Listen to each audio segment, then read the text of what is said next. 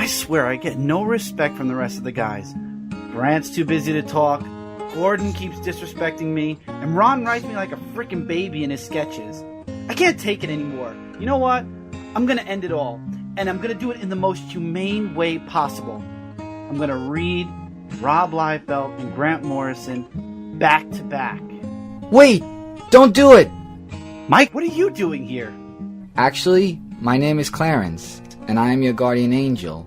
I just happen to look like Mike, who is a very handsome man. You're not going to tell me about the joys of Christmas past, are you? No, I'm going to show you a world in which you never lived. Whew, that's good, because the next person who writes a crappy version of that Charles Dickens book is gonna get a kick right in the... Whoa!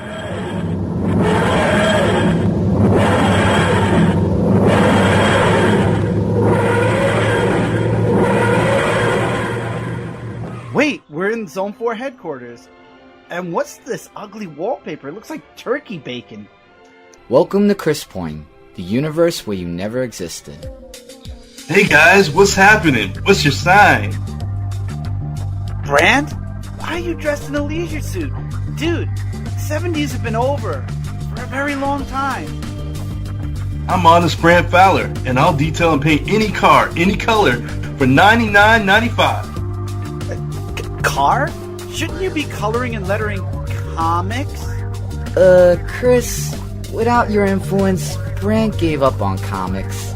He went into auto body. Oh, well, that makes sense. So, Brant, where's Captain Ron? Captain Ron? Who's that? That sounds like a cereal mascot or something. Chris, I hope you're wearing clean underwear. Well, I do tend to clean them often, yes. Why? Here I am, President Ron Fortier. It's good to be the president. You know what? We've just invaded Belgium for their superior waffle technology. I said I'd make America yummy again, and I'm gonna do it. First of all, you were right, Mike. Second of all, are you sure you didn't slip something into my Pepsi? Sorry, dude. This is a consequence of Chrispoint. Hey, Mr. President! This funny-looking dude showed up acting like he knows us. I do! Brant's a comic flatterer and letterer, and Ron, you wrote Green Hornet! Me? Right? Writing's for suckers. I pay people to do that. I prefer where the real power is, politics. Why, just last week, we invaded Canada. You know, you sound a lot like the Ron from my world, except he loved writing and never dreamed of not writing. Anyway, but now, just why exactly would you want to invade Canada? Are you kidding? For their syrup. What else do you put on Belgian waffles? Ha ha, funny, Brant, real funny. But why not just plant the maple trees? You know, it's a lot of... That's just a lame joke, man. And speaking of lame jokes, where's Gordon? Oh, he'll be coming in shortly. He just got out of the studio writing Star Trek, The Sexy Years, for UPN. Wait, what? Wait a sec, UPN? What's UPN? In your world, Chris, the UPN and WB networks formed to create the CW. In this universe where you weren't born, that never happened. So there's no Arrow, Flash, Legends of Tomorrow. In fact, there never was a Veronica Mars. And I'm only saying this because the writer of this sketch has an obnoxious attention to detail. Ah. Speaking of obnoxious attention to detail, hey Gordon! Hey guys, sorry I'm late. Love y'all, you're all beautiful people. Cool news, I just got hooked into a great project, really high-end project, working with two highly acclaimed, popular Academy Award-winning directors. Gordon! Oh, Gordon, I never thought I would ever say this, but man, I'm glad to see you. Right. Thank you, strange person I have never met before who seemed to walk off the set of a Bowery Boys movie. Do you know the words restraining order?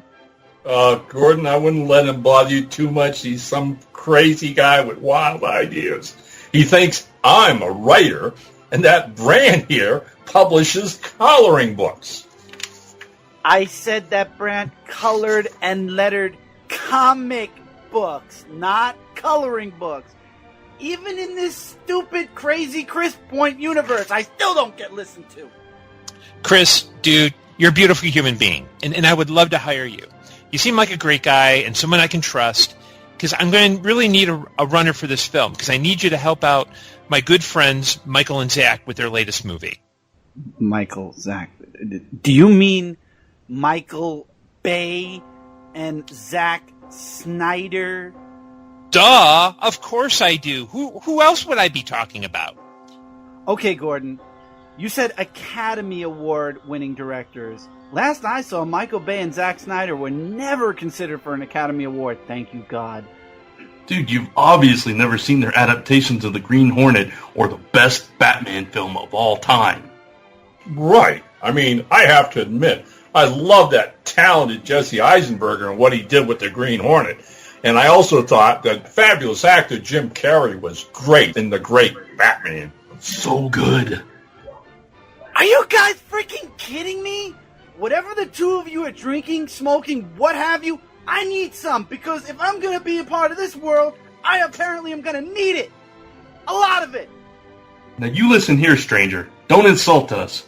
Zone 4 is our podcast focusing on the business of comics, or more importantly, a chance for us to score big money by being paid under the table by all those fancy Hollywood studios. Okay, see right there? That's where my universe has the superior version of Zone 4. Our Zone 4 is all about the love of comics. We don't sell out and advocate for crap, especially Zack Snyder and Michael Bay and Rob Liefeld. We don't talk. We love the shows like Flash, Legends of Tomorrow, and Arrow. Whoa. The Flash? There's a TV show about the Flash on your world? Okay, I want to visit. Ron, you're the president. Why not fund a bunch of scientists to build a parallel world machine? Come on, Brant. I am the president. I have to focus on serious things. You know, like funding Twinkies. You think they make themselves? Good point. You know, I'm almost tempted not to ask, and I really shouldn't, but Gordon, why aren't you working on anything related to Doctor Who? Oh. Ouch. Excuse me. Dude, what kind of sick, demented individual are you to even suggest that? Just get your sorry ass out of this room right now. I don't care what universe you're from. No, just go. You have insulted me. Go. Just go. What? First, Gordon, you're as condescending and insulting as the Gordon I know. Secondly, what's wrong with Doctor Who? I can't believe I'm saying that. Chris, in this universe, Doctor Who was revived in the 1990s with Adam Sandler in the starring role.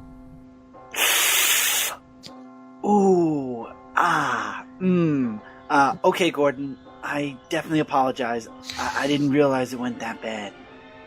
Okay, apology accepted. Now when are we going to get this dog and pony show started? Well, I mean, as soon as I send Vice President Kardashian off to the store to get us some milk and cookies. What else?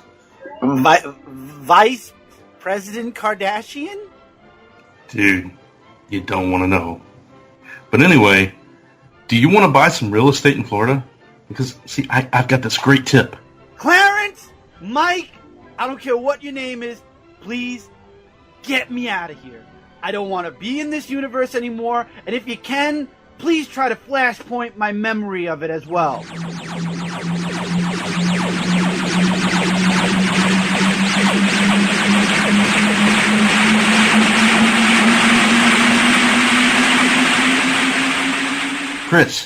Chris, wake up, man. Huh? What happened? Hey, dude, you fell asleep while we were recording the show. And man, you snore like really, really loud. Jeez, and I'm used to Mike falling asleep. Oh, but man, what a dream. I was in another universe, and you were all lame versions of yourself. Gordon was a hack writer, Brant was a used car salesman or something, and Ron, well, actually I can believe this one, but Ron was president.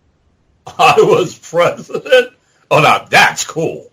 A world where Ron's president. I gotta admit, that scares me a little bit.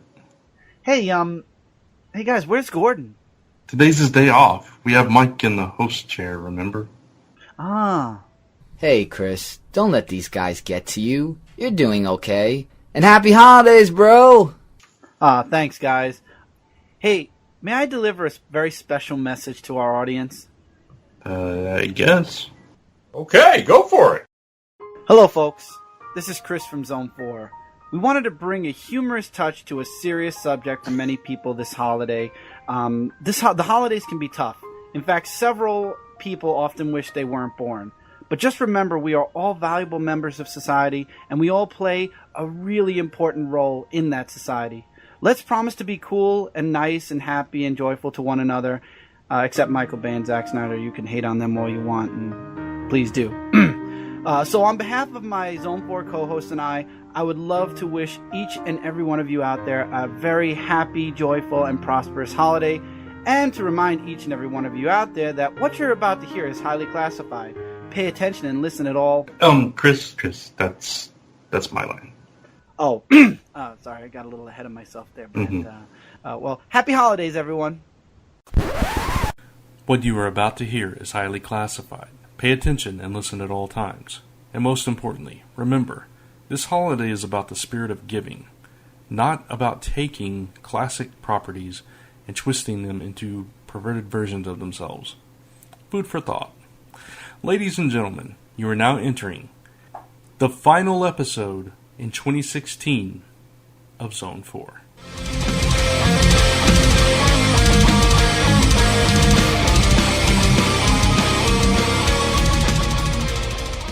And welcome back to the Zone. I'm Brant Fowler.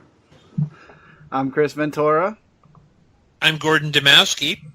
And I'm the Commander-in-Chief. Whoa, wait a minute. The skit's all done, right, guys? That's right. Right. I'm Captain Ron Fortier. You've been demoted. Yeah. And welcome to episode 327 of Zone 4, the final Zone 4 of 2016. However, if you'd like to have Ron as president, all you have to do is, push him into the election, 4 years. Write-in ballot. Yeah. Yep. Write him in. Put him into office. Green Hornet in everybody's house. Make America green again. There you go.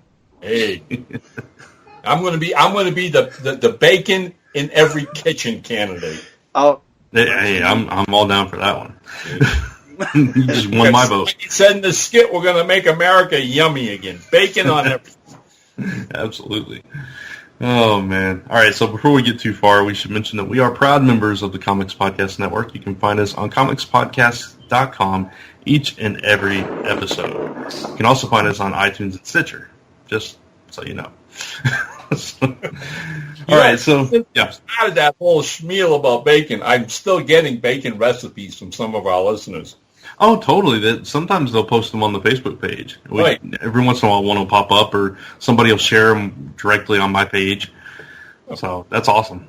So word out to all you loyal Zone 4 listeners. By all means, if you have another recipe for bacon that we haven't seen yet, go right to the Facebook page and put it right there.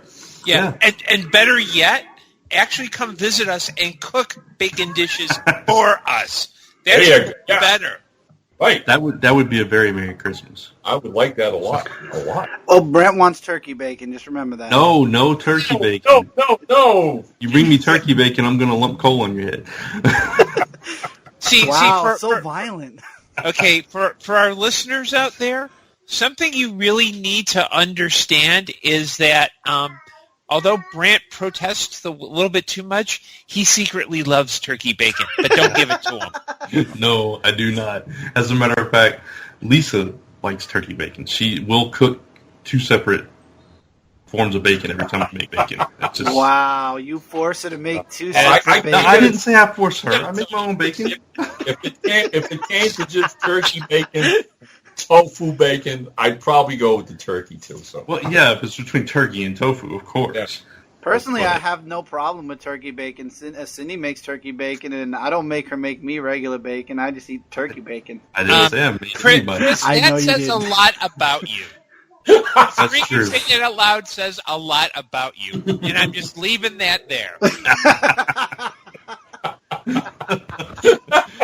Oh, man. So that's the way to start off the last show of the year. Some bacon talk. Yes. That's what do you the way. dip your bacon in? What do I dip my bacon in? Barbecue sauce, always. Okay. Sometimes syrup if I'm eating French toast. I had an ex-girlfriend that dunked it in ranch. Yeah, I'm not a big fan of ranch, personally. Everybody got quiet for a second. Hey, I know people that dip French fries in chocolate milkshake, so, there's no accounting for this. Hey, Brent, remember that place I shared with you on Twitch? They did that on that channel, too. Okay. Hey, everybody's got their preferences. Yeah.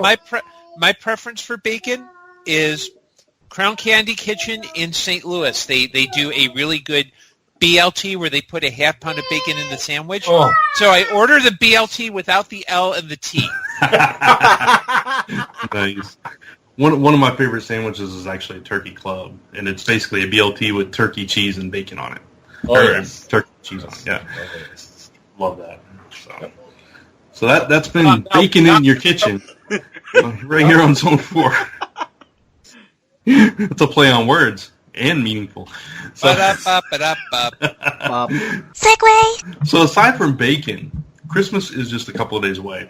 We all celebrate Christmas. So what do you guys want for Christmas? Chris, what's the thing you want most for Christmas? I think I have everything I want for Christmas as the bell rings and things that I bought for other people to get you, so I'll have to get back to you in a second on that.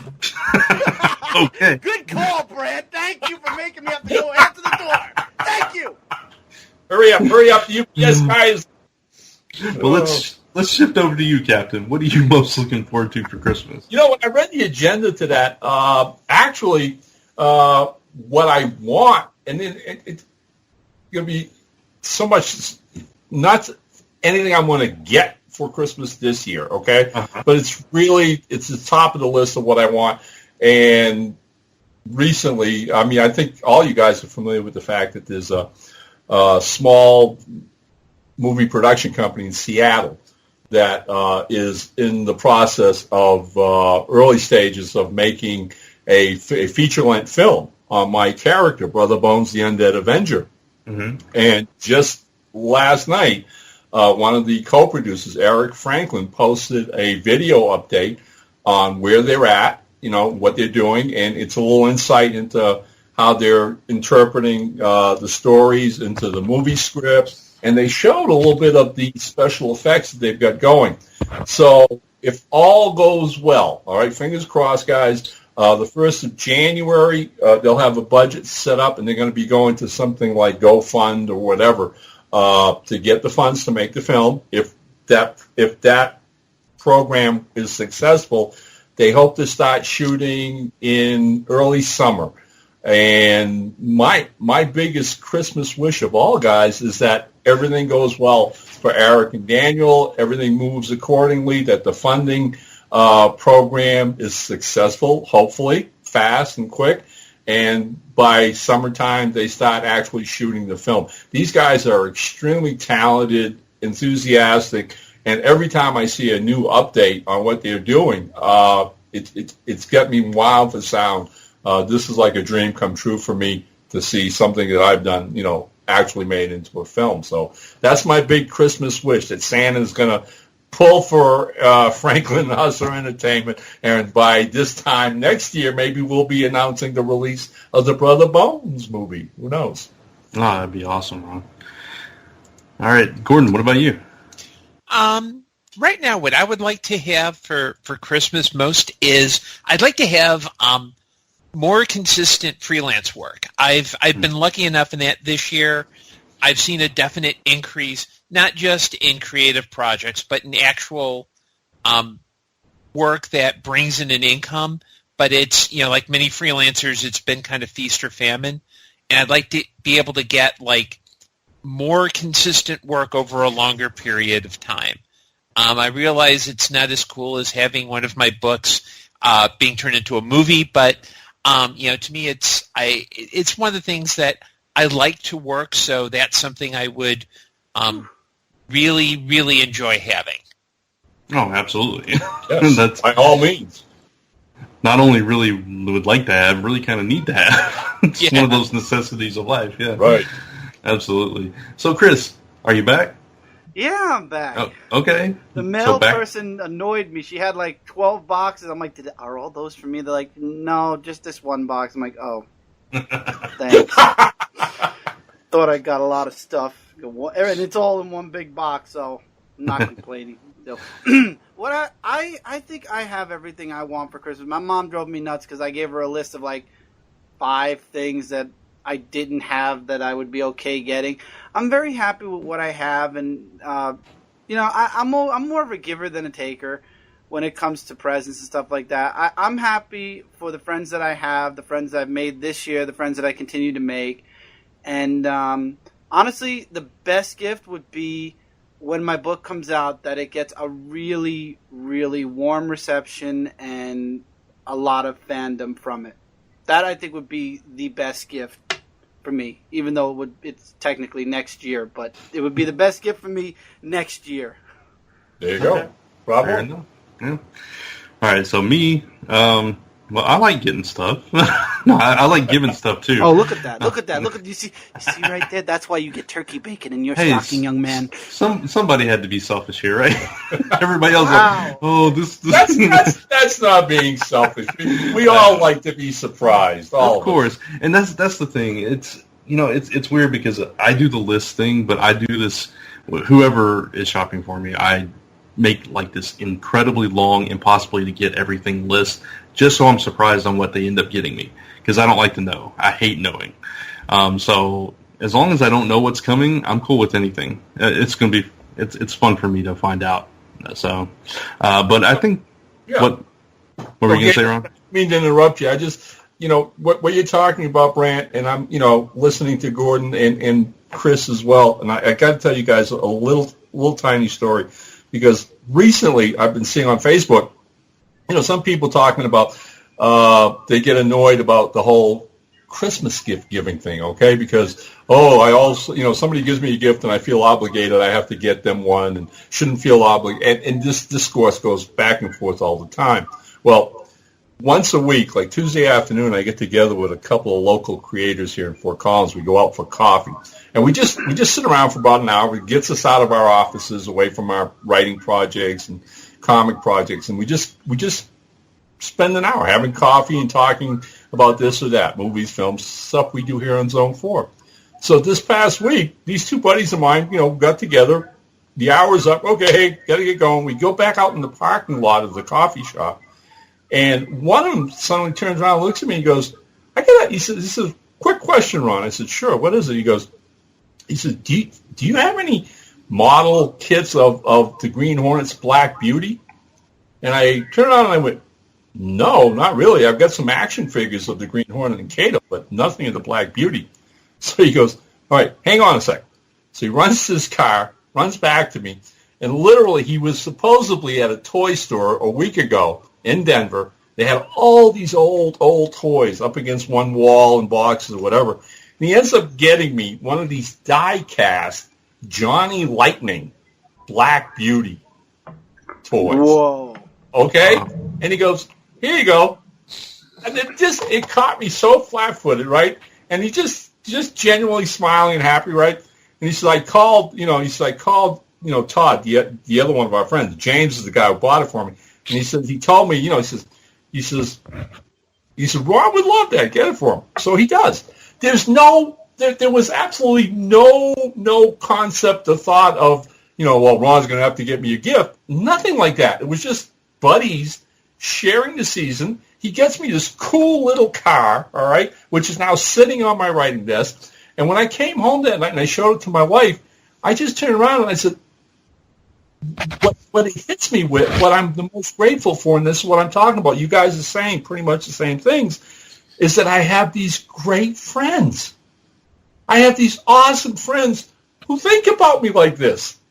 I mean, who are kind and decent human beings. And he's at a toy store looking through stuff, sees this ridiculously little die-cast, beautiful car, and goes, geez, I bet Ron would like that. And he picks it up for me. Yeah. That's the blessing of the season to me, is that how rich we are with friends and family. Absolutely. Exactly. Yeah, absolutely, and I completely agree with you. There's no, I don't think there's an obligation created when you receive a gift. I think that's more of a newer generation kind of thing where, No. I'll buy you this, you get me that. No, that's not. That's like eons old. That's just something. Really? Okay. Yeah.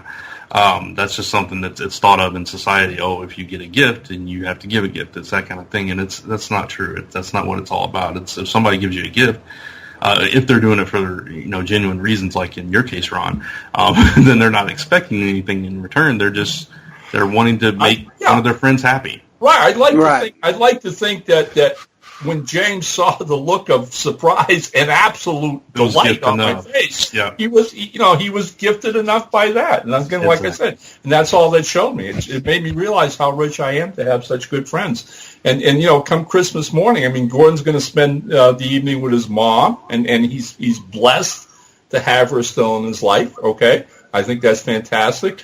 I'm going to be with my son, his family, our grandkids. You, Chris, with your family, Brant with your friends. I mean, it's a corny time of the year, and God bless it for being that corny. Okay, mm-hmm. like what's his face says in It's a Wonderful Life. It's truly what we take a step back if we're smart enough to get away from the commercialism of it all.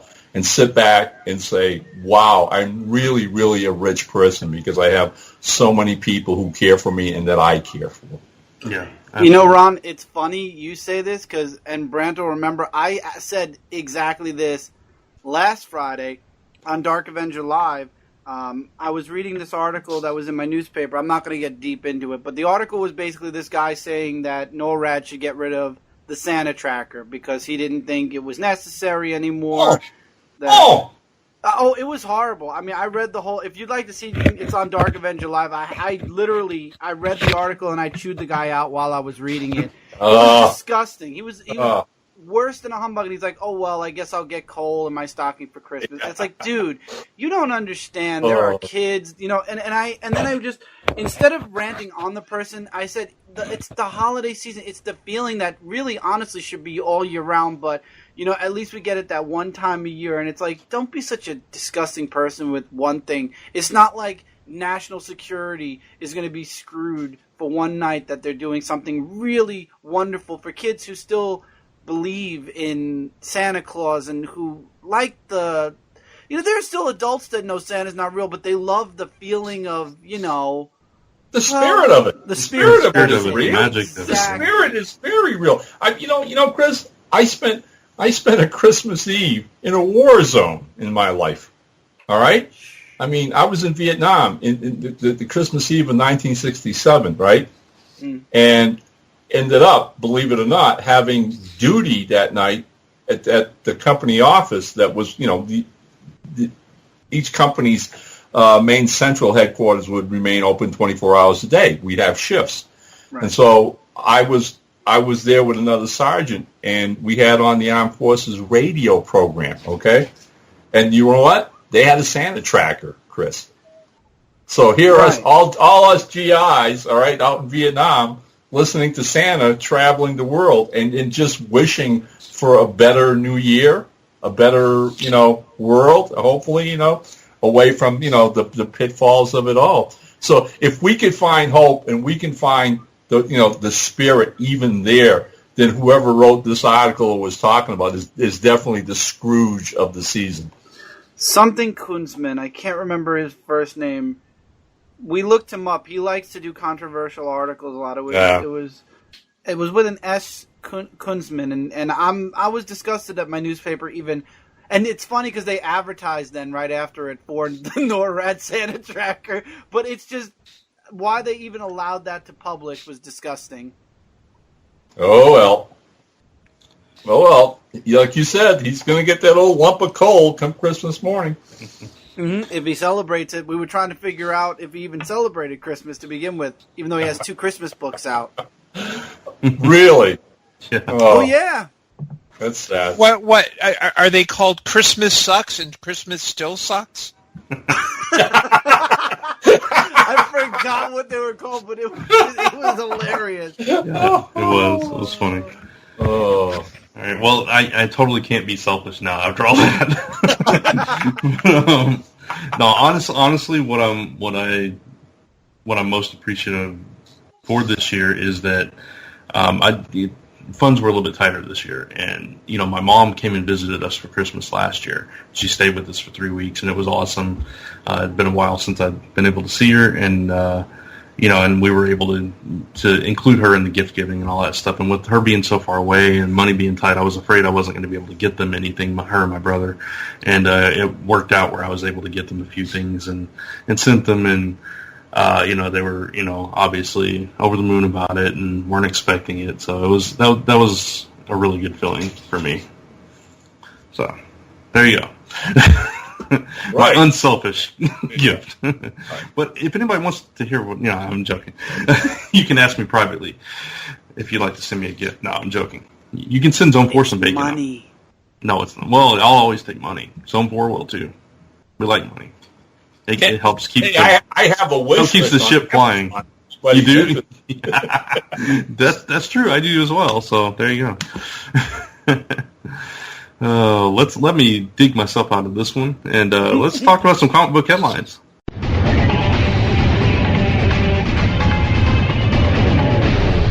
Comic book headlines. There's not a lot. So first up, excuse me, Agents of S.H.I.E.L.D. I don't know who all is still watching it. The mid-season finale revealed something that kind of points to this article, which is LMDs I'm sorry. Yeah, spoiler alert.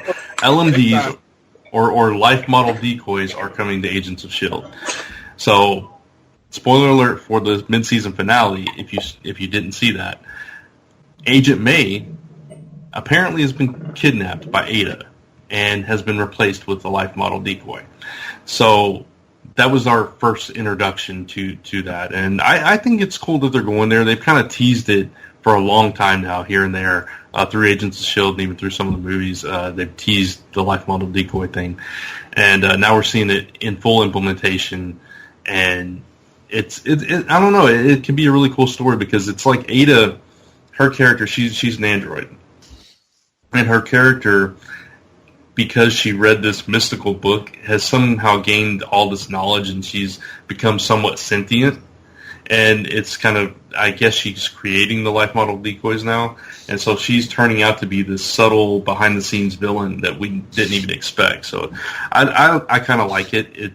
It's kind of an Ultron vibe a little bit, but I kind of like it. I don't know. What about you guys? Anybody watching it? I read the article. I've been watching it, and I really enjoyed the first half of the season because I thought the Ghost Rider storyline was awesome and a lot of fun to see Ghost Rider. I think they did a great job with that. So this now shift into season 2 and finding out, here we go, right? But I'm reading the article that you logged on to, for us online, talking about the life model decoys and what's coming. And so the writer's like, he gets caught up in, she was really made to do good. She was created, and we're told in the first half of the season that the scientist who's working for S.H.I.E.L.D. actually made her to help people and to save people and blah, blah, blah, blah, blah. Right. But then he goes, of course, she did break that agent's neck at the end of the finale, and I'm going, yeah, is that the clue that maybe she's not a good person? She broke this poor guy's neck. All right, you're right, Brant. She is the villain. She's the new villain for the second half of the season, and most likely we'll be building more of these artificial androids. Which obviously it's a used storyline in a lot of science fiction, but it's going to be fun. We just got done the first season of HBO's Westworld. We're all of us trying to guess who's the real human and who's the doll, okay? So a lot of that's going to play out, obviously, in the second half of Agents of S.H.I.E.L.D. when this comes back as who's real and who's not. And I love those kind of things that keep you guessing all the time, Yeah, I completely agree. Anybody else watch it? I know you don't, Chris. Gordon, are you watching? No. And this sounds like this sounds. I mean, this is one of those. I'm not a big fan of the quote unquote evil twin trope, and this kind of just simply reeks of evil twin. So, Okay, fair enough. Well, the thing I love though is like every time somebody comes up with this, okay, it like gets a life of its own. Because I mean, how long ago did Star Trek, the original Star Trek? I mean, probably before Chris was even born. Okay, I mean, basically showed the mirror universe where the Federation was bad and all this, right? And do you realize that someplace out there today they're still playing with that? Somebody's still writing a book with now it's the Next Generation mirror universe, where Picard's some kind of space pirate or whatever, right? So yeah, it's like this endless trope, or sci-fi plot device. And like I said, the entire Westworld, that's what that whole thing's all about. And now, again, looking at Agents of S.H.I.E.L.D., you're right, Brain. I mean, so we see it's Melinda May. Yeah. But how long has she been switched? Right, we don't know. Yeah. That's 2 days ago, a month ago, and again, that's going to be a lot of the reveal as the second season, unveils itself. Right. And who else? That's the other point. Now you're going to be pointing fingers at fellow agents and going, real, not real. Only her hairdresser knows for sure. Hey, It could be very, very interesting, or like Gordon's would fear, it could go really crazy and fall apart. But we'll just have to see. I have faith in the show because I still think the show is really good. And even though they lost their footing a little bit with the Inhuman stuff with Grant Ward and all that, I think they picked it back up with Ghost Rider. I do too. Yeah, it's been fantastic this season. So, all right. So moving on, and this one is mainly for Chris because I'm sure you'll probably be the one most interested about this because you were looking forward to this book. And I think the first issue actually came out this week. Right, Chris? Suicide Squad versus Justice League? Yeah. Yeah. Okay. All right. So that's what this is about. I'm making sure we're on the same subject. It's the next thing in the agenda. It's easy to follow. Okay. Oh, you deleted what I put too. I did. Yeah, because I didn't want to misspeak. Putting all kinds of weird stuff in here. Anyway, Justice League versus Suicide Squad, 6-issue miniseries, I believe, starts today, or this week, rather. And the articles that we're going to talk about, they talk about why they're fighting and about a character returning and this and that. And honestly, I'll start this off by saying I tried reading both of these books since DC Rebirth, and there's been a lot of good stuff come out of DC Rebirth. I would recommend a lot of stuff, especially the Superman stuff. I think has been really strong. But Justice League, for me, was strong for about 2 issues and then got terrible. And Suicide Squad was okay for an issue or 2 and then got terrible. So I didn't have a whole lot of hopes for this, but at the same time, I really like the writer that's writing this, Joshua Williamson, who you might remember Ron from Captain Midnight. Yes. And it's that writer, Birthright for Image and so on and so forth. So he's writing this, and basically they're fighting because the they're going after this. Justice League is going after the Suicide Squad because they try to kill somebody, and the Suicide Squad have been told you cannot be captured or we will blow these bombs up in your head. So they are forced to fight the Justice League, and that's kind of where this starts off. But at the same time, in the background, you have Maxwell Lord pulling strings here and there. And Amanda Waller. And Amanda Waller, of course. She's behind the scenes always. So it sounds like an interesting concept to me. I obviously haven't read it yet, but go ahead, Chris. Because of Max Lord, and the way he was introduced to me was, of course, where the issue where he killed Blue Beetle, because before that I really wasn't... I didn't know who Max Lord was back pre-New 52. So... Right. I'm interested in, now he's alive again because obviously he didn't live in the DCU. We won't get into what happened to him. Wonder Woman pulled a Green Goblin on Max Lord, and that's all I'm going to say. But I'm interested in seeing what Max Lord is doing because he was also in, if you remember, Grayson recently. Yeah. And he kind of they together jointly took down Oh god, what was Dick working for? Spiral. They basically took down Spiral, and now Spiral started up again. But I'm interested, especially with Amanda Waller, because I've never liked her character. Like, I love to hate her. It's not that I hate the character; I love to hate her. And it's going to be interesting. And I agree with you, Brent. Justice League fell out for me after the first story arc. The current story arc is just complete and utter blah blah blah blah. And Suicide Squad lost me when Harley Quinn got sanity for an entire issue. Yeah, that kind of robs her character. Yeah, and this also looks intriguing because I know that back in the day, before the whole Blue Beetle death, Max Lord was kind of played as an arrogant douchebag. Mm-hmm. He still is. Idiot. But he's kind of an idiot, arrogant douchebag, not the hyper competent. And plus, I think I fell off both Justice League and Suicide Squad with Rebirth because it just didn't stick for me. Mm-hmm. This does look intriguing. However, there is a book I was reading. A blogger writing about some upcoming releases, and DC has a very interesting team up. And Chris, I'm going to ask you to chime in because I think you're going to react to this in a very unique manner. Okay. Okay. In a couple of months, DC is going to do some Hanna-Barbera crossovers. So like Space Ghost and Green Lantern, Suicide Squad, and I'm not making this up, versus the Banana Splits. Are you serious? Oh, I am.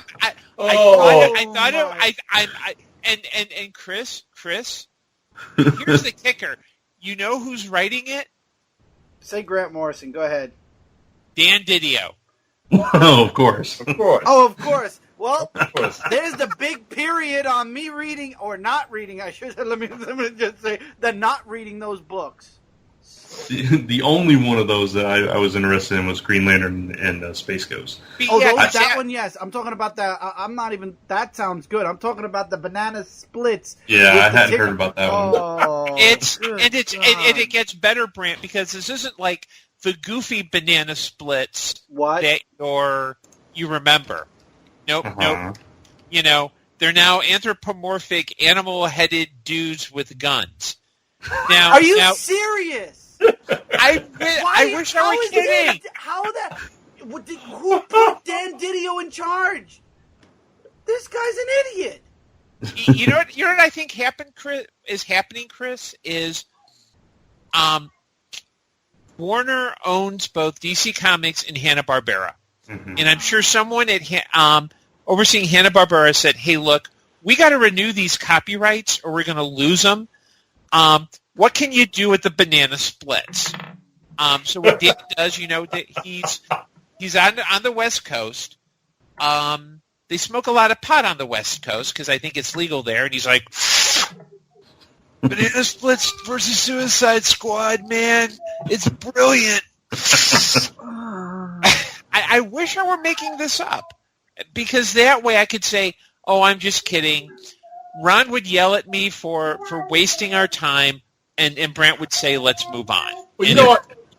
See, this now, look, Gordon, I got to tell you, all right, because, and I won't jump ahead with the agendas, but when I was reading the agendas for this episode, right, I read this article, Justice League versus Suicide Squad, and except for the actual movie, which I enjoyed, I have no interest in this whatsoever. So I read the next agenda, and it in itself is another team up, which I won't get into till Brant's ready to launch into that. But you can go ahead. All right. Well, the next item on the agenda is IDW is teaming up the old Ghostbusters with the new Ghostbusters. Okay, Chris, I'm reading this right, and again, I've still got the same ho-hum attitude as Justice League Suicide Squad, like who cares? And then I sat back for a second and I thought, well, what would be wild? What would be wild would be Justice League versus Ghostbusters. That would be interesting. I thought that would be as wild as you could get. until Gordon just shot that right down, okay? Because nothing I can imagine, Gordon, is as wild as what the banana splits. I mean, you just won the prize right there. And Ron, I would like to say to you, to Brant, to Chris, and to our listeners, I am really sorry that I had to bring that up. But it was just too bug nuts to not reveal. I don't understand how Dan Didio still has a job. I really do not understand it at this point. It has to be because California legalized marijuana. It has to yes, we are in agreement on that. I think it's because California is Stoner City. Oh my God. Yeah, I'm sure when that book comes out, millions of Banana Split fans will be splitting heads. Oh, they're gonna want a convention next. You can bet on that. Oh yeah. You made me think of an interesting team up though, Ghostbusters and Justice League Dark, where the Ghostbusters are trying to get Dead Man into one of their containment units. Yeah, that would be hilarious. I would buy that comic. I mean, when I saw Suicide Squad versus Banana Splits, I thought it was a joke. I was like, okay, Brant must have his hand in this, but it's it is a legit team up, and I'm thinking, I know you sometimes have to change certain things around, but didn't they learn the lesson with the Flintstones and social commentary? It's like, no, stick with goofy ass comedy. Yeah. Especially when one of your characters is named Fleagle. I mean, if I'm facing a bad guy, my name's Brant, I will kill you. Makes sense. My name's Chris, I will kill you. That makes sense. My name's Fleagle, I will kill you. I laugh in their face. Well, watch them change his name to Flea or something now. But even that would make me laugh uncontrollably, honestly. It's terrible. I'm sorry, guys. I really am. I think the inmates are running the comic show now. That's it. It's, wow. Yeah. Again, guys, I am sorry. I am really sorry. So DC gives us Rebirth, and then they backhand us with Hanna-Barbera bull crap.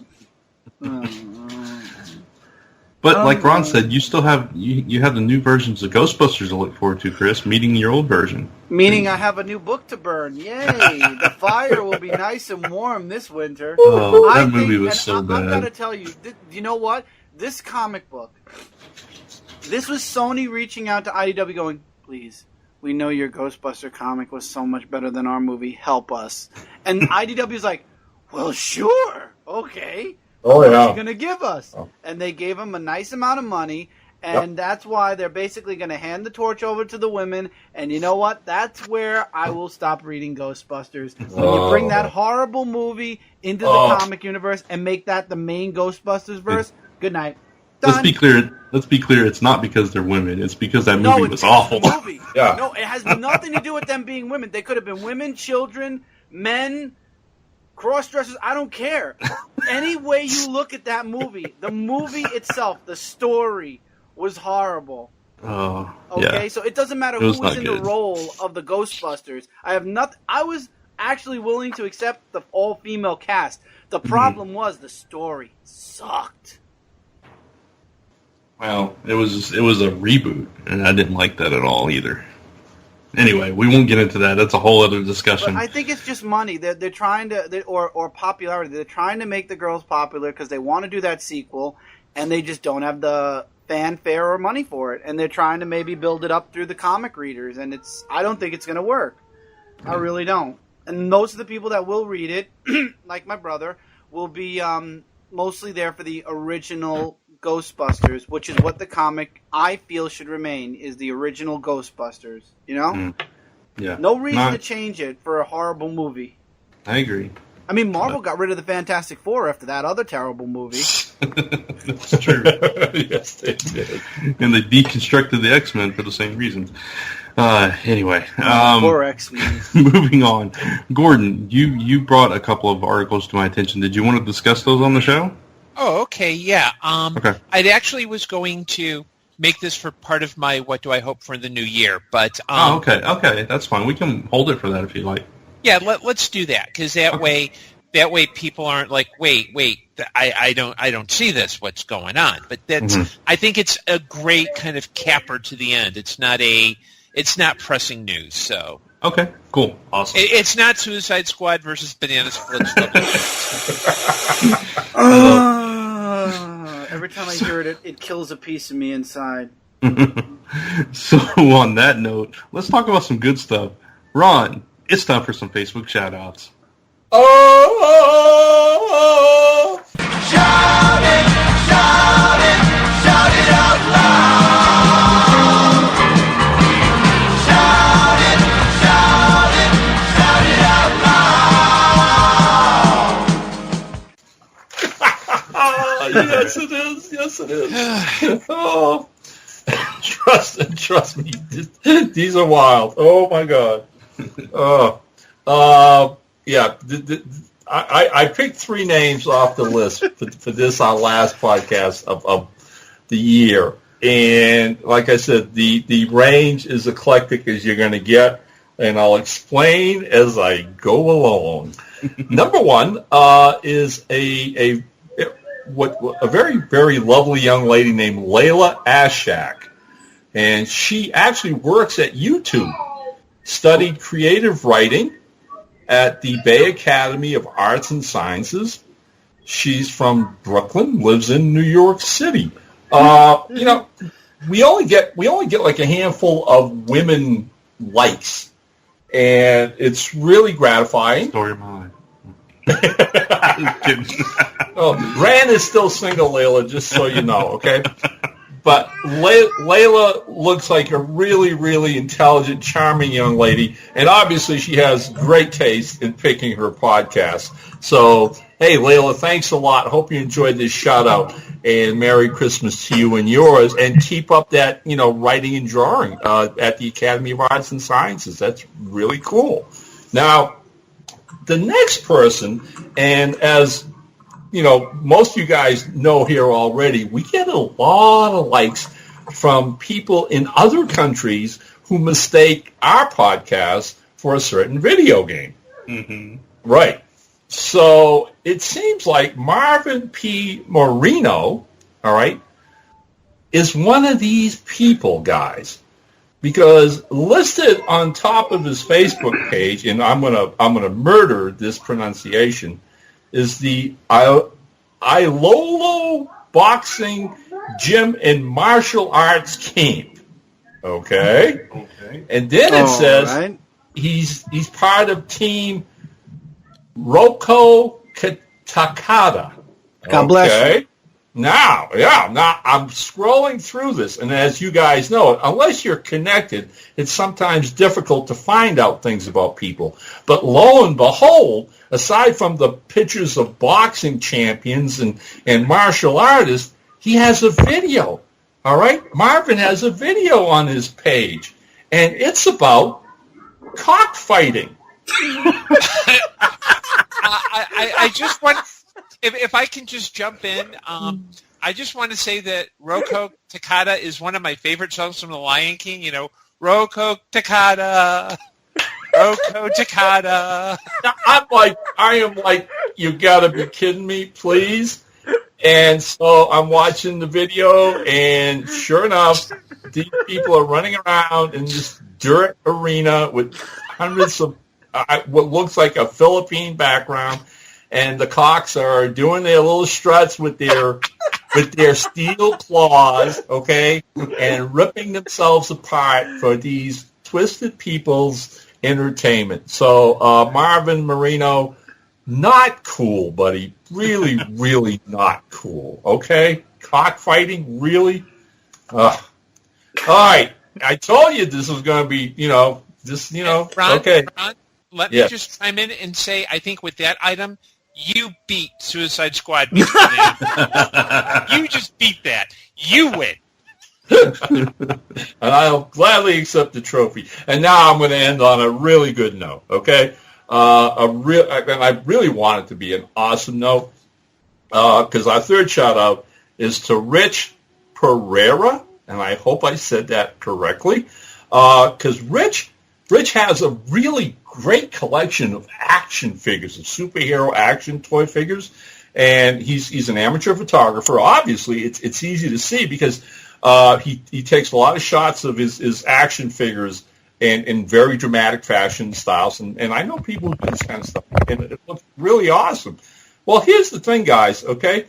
Rich is also a podcast host himself. Rich, yeah. He's one of the hosts of a show called Two's Company, Three's a Podcast. So a shout out to Rich. He's married and basically wants to get into the spirit here, okay? There was a YouTube video from a Saturday Night Live Christmas skit, which was done legit, and it's some of the classic older Saturday Night Live alumni singing, Santa Claus, Saint Nick, and whatever.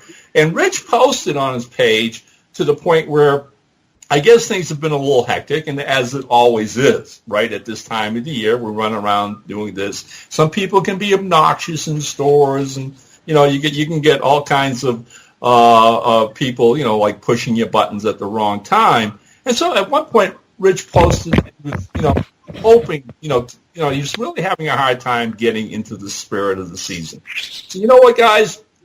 I basically hit his like button and a friend request because I think Rich is a great guy. And I left a comment saying, hey, Rich, you know what? You're getting a shout-out on Zone 4 today. So Merry Christmas. Awesome. And hopefully that will put a smile on a fellow podcaster. And there you go, guys. Those are our shout-outs, the good, the bad, and the cockfighters. and Brant, as ever, how can people get a shout-out on Zone 4? It's really simple. All you have to do is head to our Facebook page at facebook.com/Zone4Podcast and hit the like button, and we will shout you out on the show. Just be careful about what videos you post on your page because we will talk about them. I was going to say that. You stole my line. You feel it. I wanted the glamour and the glory this time. No. Put you in a dress and make you a cross-dressing Ghostbuster. Okay, let's just went to a weird place. Moving right along. Okay, folks, let me just for our listeners, if you're going to post things on our page, please just post bacon recipes. Yes. Don't nothing more. Don't post the banana splits theme.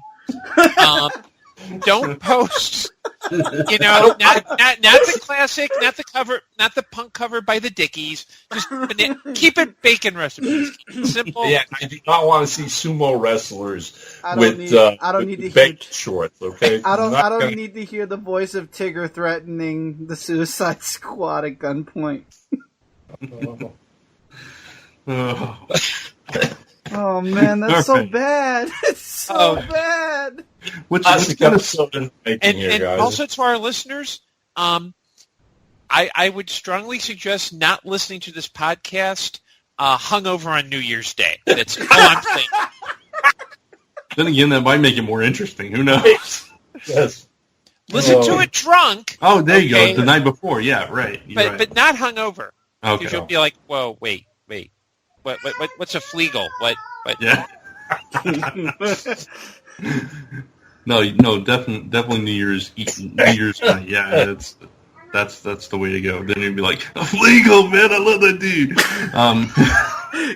If somebody goes out and gets a tattoo with the name Fleagle, it comes back to you. It's not our fault. It's not our fault. No responsibility for what you do on your own time. You get that tattoo, you could post it, and we'll talk about it on the show, I'm sure. But we will not take responsibility. No tattoos. No tattoo pics. Let's just keep it simple. Yeah, we don't know where those pics those pics will be of. Yeah. Keep it true, bacon recipes. Right, I forget. That's all we ask of you people. Bacon recipes, maybe the occasional flattering note. If you want to send us money, that's fine, but just keep it bacon recipes, please. For the love of God, keep it bacon recipes. For the love of Fleagle. All right, so in the interest of the banana splits and the new Ghostbusters, it's topic time. Topic time. Topic time! Yay! Topic time! It's topic time. So, we've been talking a little bit about this. We've been touching on it, and we're going to go into a little bit more detail, talking about how some classics, or even modern classics, are being drastically altered. Whether it's a good thing or a bad thing, are there good examples? We know there's bad examples. We've talked about a few of them already. I thought we were getting away from this. But we're going to dive in because we've been seeing this a lot more lately. And there's one in particular I got to get Ron's take on it because you're probably more familiar with it than the rest of us. But for me, Riverdale is a new CW show coming up. And it's based on Archie. And I say based on, very loosely, Archie and the gang. Turns out it's a murder mystery. Okay. It's 90210 meets Pretty Little Liars is what people are saying about it, pretty much. Pretty much. Meets Teen Wolf without the wolf. Yeah, and it's basically one of the kids is found murdered, and he apparently has all these secrets, and that's why he was murdered. And it's like, it's dangerous to have secrets in Riverdale. It's like, what the heck is this? This is not Archie. I don't know what this is, but it's not Archie. It's got an adult storyline. Okay, totally. I mean, we come in on it supposedly where Archie Andrews, all right, who's some senior in high school, is just ending his his illegal affair with his music teacher. Yeah. Oh my God. What? Okay. I mean, look, this goes back to the constant theme of if you're going to change something so much, then make it something else. Exactly. Right? And look, for the people out there who are going to sit there and argue and say, well, they're just trying to, bring Archie and the whole, cast to a more serious or adult audience. Well, I've got no problems with doing a live Archie, okay? But my thing is, it's never to be taken seriously. That comic was always a comedy. Yeah. It was the fun times of all our lives, quote unquote, in American culture, i.e. being high school days. Mm-hmm. All right, from the nerds to the jocks to the in-crowd pretty girls, the geeks, to everything. It was high school. It was not supposed to be serious. All right, for heaven's sakes, if your high school years were psychodrama, where everybody's screwing the teachers and murdering each other, where did you go to high school? All right? I would love to know what high school has that. I mean, lost me at ending an illegal relationship. There's only one person. This one, I'm thinking maybe Gordon remembers as I do. All right, and I don't remember. I don't even remember the era this show aired on television, but a long time ago. All right, somebody had the idea of literally taking Archie and that whole concept of high school and his caught between several pretty girls and having a goofy best friend and making it into a half-hour sitcom, all right? Only thing is they didn't make it Archie. They called it The Many Loves of Dobie Gillis. Oh, yeah, totally. I watched that way before my time, Ron. Oh, way before my time. I love that show on Nick at Night, though. But yeah, it's okay, totally so see, and then go to YouTube, folks, if you haven't ever seen this, all right? But I mean, the cast was dead on, and it was very much Archie taken to television, but with the wit and the humor that was in the comics, all right, and maybe even to another little adult level to that degree. But it was a fun show. No, totally. Why can't they do that with this Archie? No, the flip side is this has got to become something dark and not adult in a good way, adult in a lascivious, sexual way, all right? And I'm going back around with this. You're making it into another WB nighttime young people's soap opera. And it's dumb. Call it whatever you want to call it. Give them whatever names you want to give them. This isn't Archie. Rand. Yeah. Rand. What? What? Please tell me you pre-told Ron what you're about to tell him now about the other thing. Well, it's in the agenda. I assume he looked at it. You've seen it, right, Ron? I'm afraid if he didn't, he's going to flip his Chris, lid. well, time. Can, just to kind of help Brant out, maybe I could offer my opinion about this? About Riverdale? Yes. Sure. Okay. First off, I'm not surprised that it showed up in the CW. The new head of Archie Comics, Roberto, and I'm going to mess up his name. I think it's Roberto Aguirre Sciarra or something, had actually mentioned when he took over that his goal was to take these characters. He realized Archie really hadn't done anything, and one of his goals was to get a show like this on the CW. So I'm not too surprised that it showed up, because he's also done things like Afterlife with Archie. Mm-hmm. In looking at this preview, with the whole mystery aspect, I don't know who they hired for the showrunner. I blame them, because I could see Riverdale as being, without the affairs and teacher stuff, I could see it being a CW soap opera. That's not necessarily a bad thing. Mm-hmm. I think probably, and this is where I think I'm probably on Ron's side, is that some whoever's show running it, when they pitched it, they said, "Oh, okay, yeah, we got it's like Veronica Mars, except with Archie." And the CW said, "Yes, let's go, let's do that."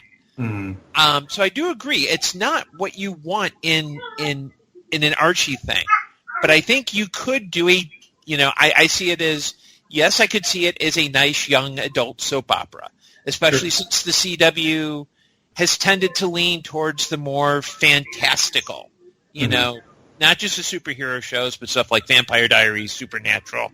Right. I look at this, and it's like,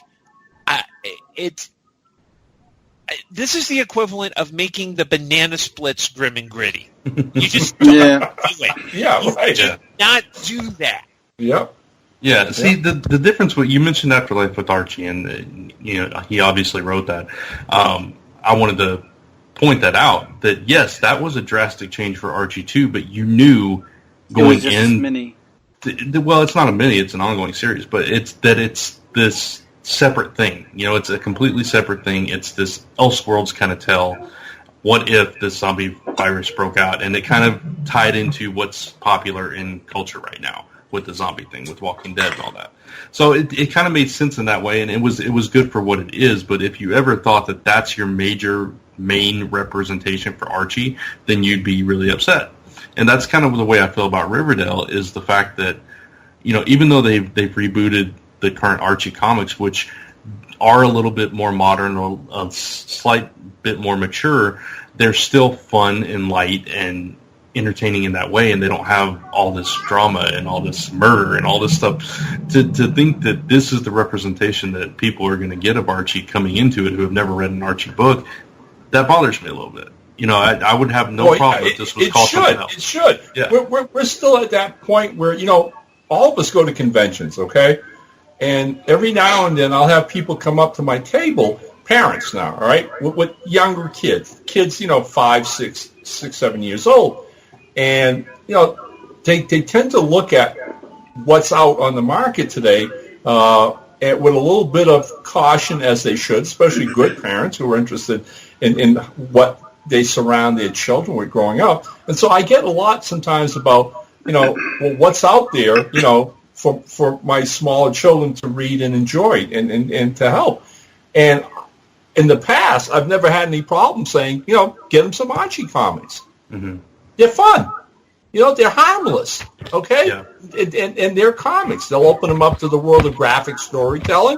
They'll get some really bad jokes and puns, okay? A little fun idea of what high school life is about, all those kind of things. And you know what? A lot of times when saying this, I'll have parents look at me and go, Archie's still here? I remember those when I was a kid. And that's what you want. You want that to continue. You want that tradition, that Riverdale will always be a safe place for little kids and comics. Yeah. But boy, what happens if you take that away? You know, Yeah. What else is going to be left out there? Yeah, and see, I mean, that's the thing. Even with the new rebooted comic that Mark Waid is writing, like I said, it's More mature. It's a little bit more mature, but it's light. It doesn't cross lines. It still has the humor. There's no death in it. Right. Yeah, it's that kind of thing. It's still something that you can recommend to all ages. Yes. Some of the stuff they might not get, but then that's the way you balance a book where you can get certain different things no matter what age you're at. Right. And that's the way Archie is structured now. But with a show like this, it's just, my point is, not everything has to change and become something else. Not everything has to be gritty and popular and superhero and this or that. It doesn't have to fall into all these things it can stay what it has been for decades and still be something that's good. We hope. Apparently, writers for TV think that grim and gritty is where it's at now, and I don't agree with that. I think we now more than ever, because the world already is grim and gritty enough. I mean, look at what's going on around us. I think we need, now more than ever, the Archie that's in the comics. The Archie that, that Ron read. My mom, I'm telling you guys the truth, my mom has no clue about Riverdale, and I'm keeping it that way because my mom is the biggest, I'm talking bigger than Brant Archie fan. Wow. And if she hears about this, I'm not telling her. She has no clue this TV series is even coming out. I will not tell her. But no, I mean, we need light, and I think this is where, and I'm going into comics because that's what I know most of. This is where comics right now, where you get the independents that are really trying to keep the brightness going. That's what's going to be really important for younger readers in the future, because you're going to have Grim and Gritty in DC, Grim and Gritty in Marvel. Archie's going down that route. Valiant is more for mature readers. Zenoscope was always for mature readers. Image, touch and go. Let's not sidetrack too much. I get what you're saying. That's a whole other topic. Right. But you're staying. You're right. Let's stick with this. But TV definitely needs to brighten their stuff up, I think, a little bit, because kids are awake for a while. They don't go to bed at 8 o'clock on the dot. Trust me. Trust me. And the sitcoms are still popular, so that proves. And there are some clean ones, like Kevin Can Wait is a fairly new one that has kind of picked up steam, and it's pretty clean. Anyway, but speaking of comics in that arena, that kind of leads us to the other one I wanted to bring up, which is Dynamite's reimagining of Nancy Drew and the Hardy Boys. And basically, Nancy Drew, they're describing her as Wait. I'm backing up just a little bit here. Excuse me. I don't want to die when Ron hears it. Go ahead. Oh. Nancy Drew is basically a femme fatale, they're saying. Yeah. The Hardy Boys are accused of murdering their detective father, and they call in Nancy Drew to solve the case. Yeah. And it's like, I think it's set in like isn't it set in the 30s or something like that? I don't remember exactly. Is it modern times? Yeah, it's modern times. Okay. If you look at the sketching, those aren't period costumes or clothing. But it has that hard-boiled vibe to it. Yeah, but even not. In reading the press release, all right, the article itself, Brant, what I was more annoyed with was the person who wrote it, basically, and again, if you've ever done any newspaper work or writing, for a syndicated outfit, whole idea is what you lead. What can you write? Like the National Enquirer, what kind of a headline is going to grab attention, right? Mm-hmm. And so this whole thing is plastered all over the place as, Nancy Drew re-envisioned as a femme fatale. And so I go into reading the article with that thought about, so what? I mean, they're going to make her a slut? I mean, that's what a femme fatale is. She uses sex to get her way. I mean, let's be crude here, all right? Let's hit the nail right square on the hammer. That's what you're basically telling us. You're telling us you've made Nancy Drew a tramp. So all right. So I'm reading the article, and that's not the case. Yeah. If nothing else, I'm more upset with the concept of the story, guys, in that the Hardy Boys, all right, had a detective father, and so did Nancy Drew, all right?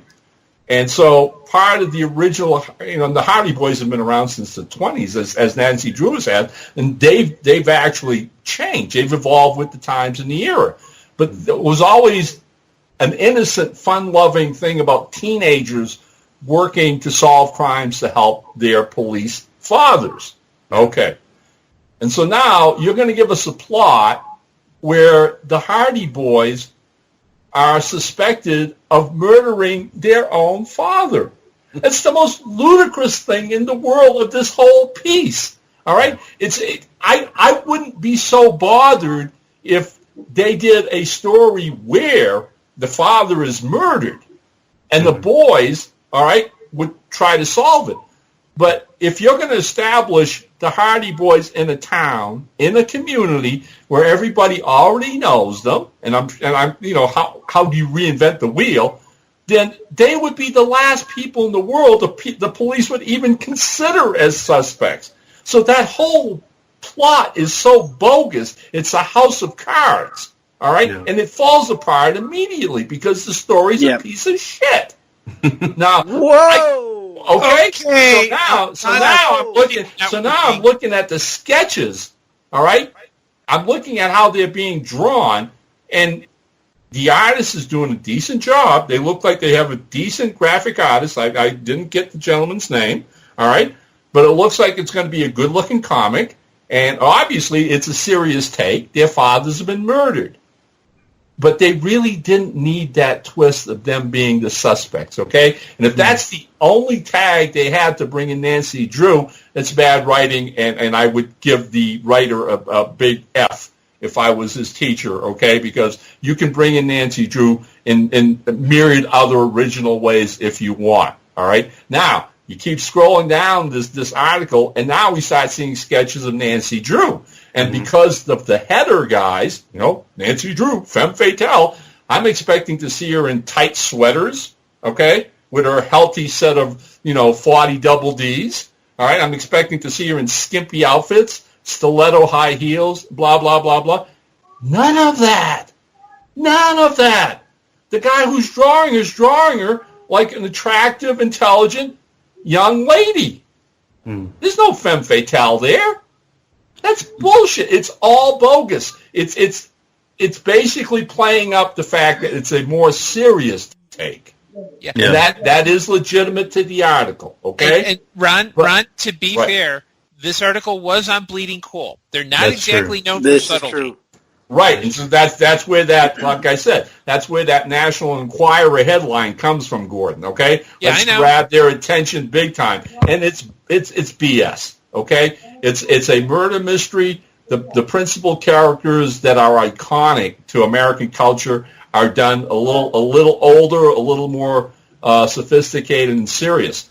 But again, they're not making the Hardy Boys out to be mass murderers or whatever. And Nancy Drew is definitely no femme fatale. So again, it's just. I wish the public would be smart enough to read these things and not get taken in by that sensationalism. Yeah. But the point being, they're still changing these characters to a degree. I mean, like you said, they're setting them up as potential murderers here. Yeah. Which is just totally against type and out of character. And right.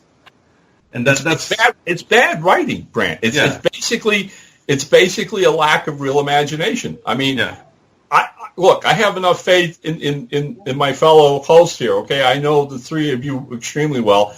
I've read Gordon's work personally. I've read your work, Grant. I haven't had the pleasure so much with you, Chris.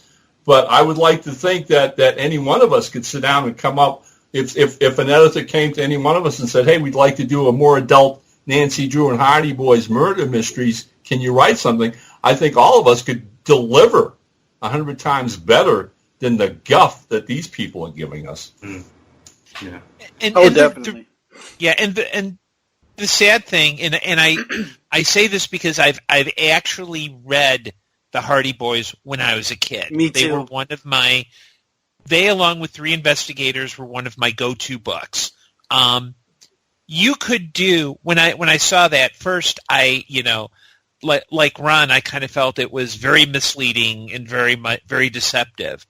But I also felt I had a couple of thoughts. The first was, I guess Dan Didio has a relative working at Dynamite.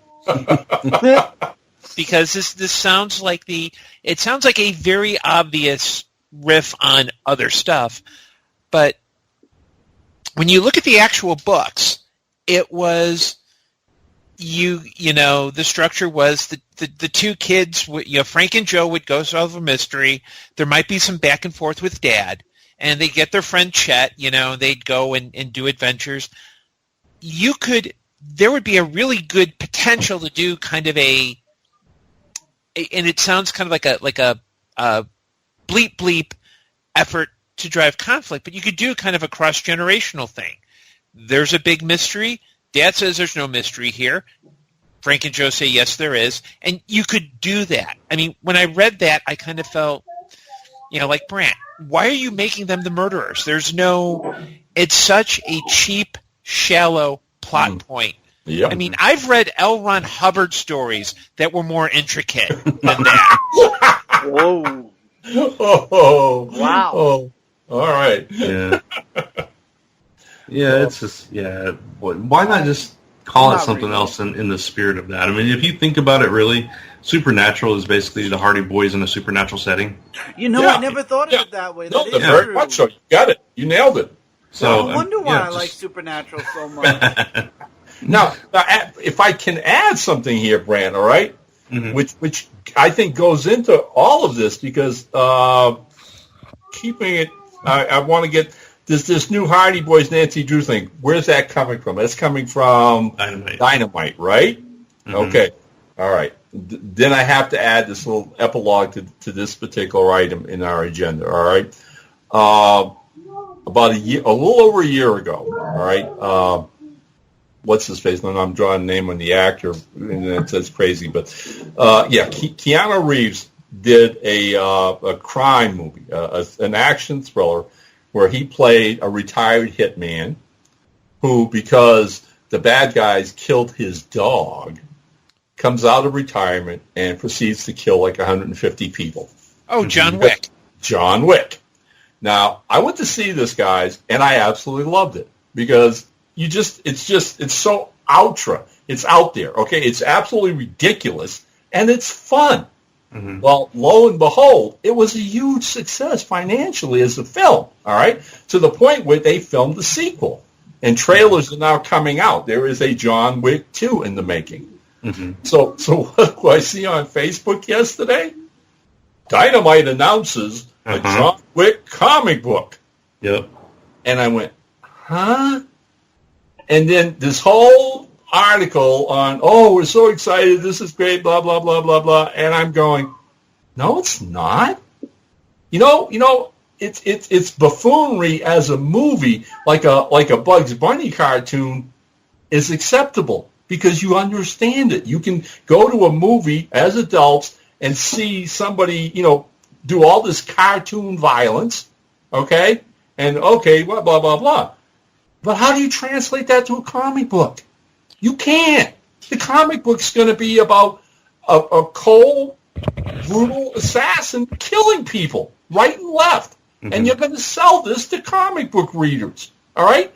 And that's when I sit back and I shake my head and go, that's what the industry is all about. That's what Dynamite's all about now. And Diamond to an extent because they push this stuff too, okay? We don't need a John Wick comic book, okay? The last time we had a cold-blooded murderer, all right, as the hero of a series was arguably Frank Castle, the Punisher. Right. And even he had some super heroic, pajama costume that allowed us to understand this wasn't really grounded in reality either. But that's not the case with John Wick. With Wick, they're going to try to bring young people reading comic books from comic shops a really disgusting character as the hero. That's wrong. It's just wrong. I mean, we know Dynamite's model with licensed properties. I mean, look at the stuff they did with John Carter. Well, that's what this is all about with the Hardy Boys and Nancy Drew. Again, let's get the property. Let's get the name. Yeah, and then completely alter it to something unrecognizable. Right. Yep. Yeah. Right. It's kind of their MO. Between which comics and TV, the question is, which is worse? well, I honestly, I don't know. You got to throw film in there as well. Oh, yeah, that's true. You're right. You have to throw film in also.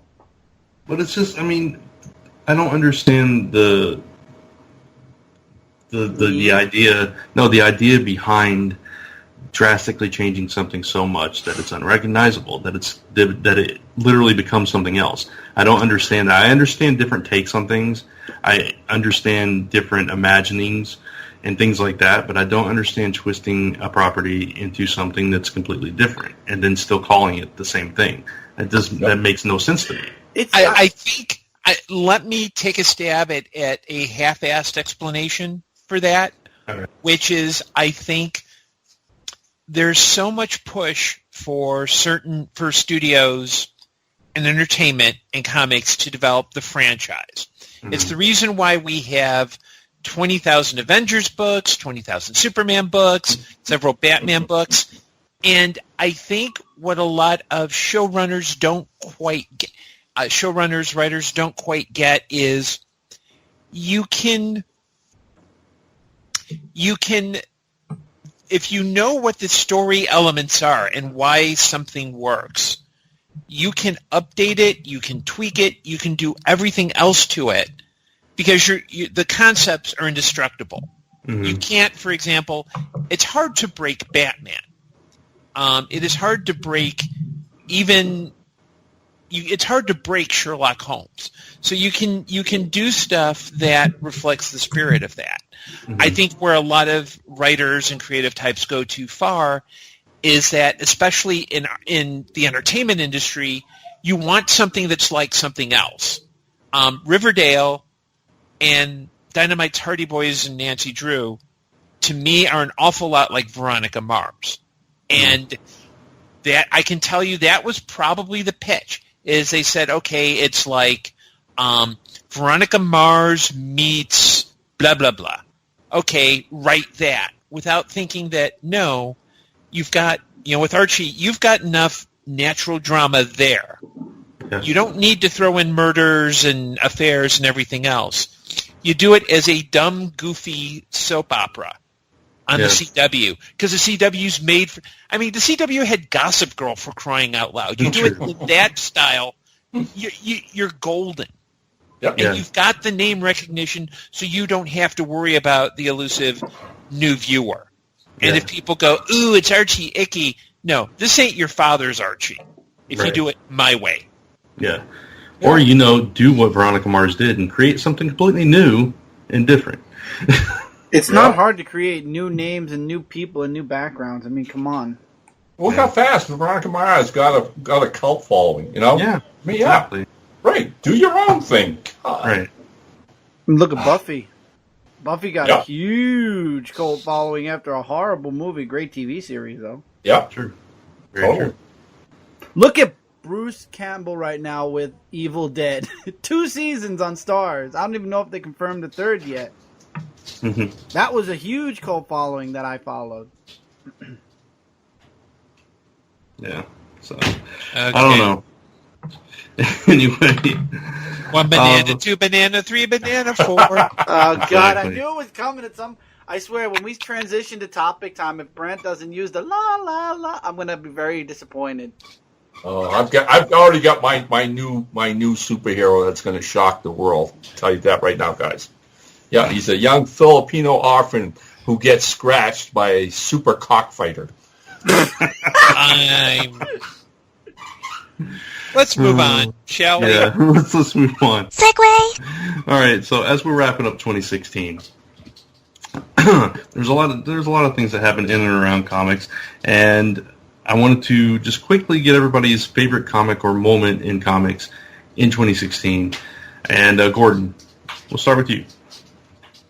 My favorite moment, and it's not for the reason you might think, was, and we talked about it on the show, was the panel in which it was revealed, I think it might have been in The Flash, where there was a watch and Abracadabra hinted that he was Dr. Manhattan's descendant. Mm-hmm. And the reason it's my favorite moment is that it absolutely demonstrated that it's the moment where DC wasn't at the bottom of the barrel. They dug through and were actually going through the bottom of the barrel.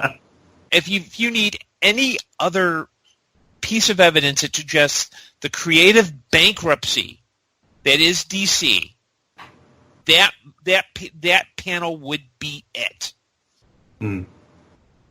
Okay, fair enough. Oh man! All right, so Chris, what about you? The whole return of my Superman as Superman, and well, I mean, you have to know that had to be it. I mean, I like that they brought him back, or at least that's what we're led to believe until next year, and then we'll see if next year it's my worst moment of the year. We'll see where they go, but I don't know. I just, I always felt off with Superman since the New 52, and I feel like DC, if anything, with Rebirth, they fixed the one character that, brought me into comics, and I felt the most disconnect with since the New 52, so I'm at least glad for that. And I like the addition of him having a son, and I think that's why, in the end, Spider-Man Renew Your Vows, if it goes really well, I mean, at some point, possibly that might become a new norm for the 616 Spider-Man. You never know.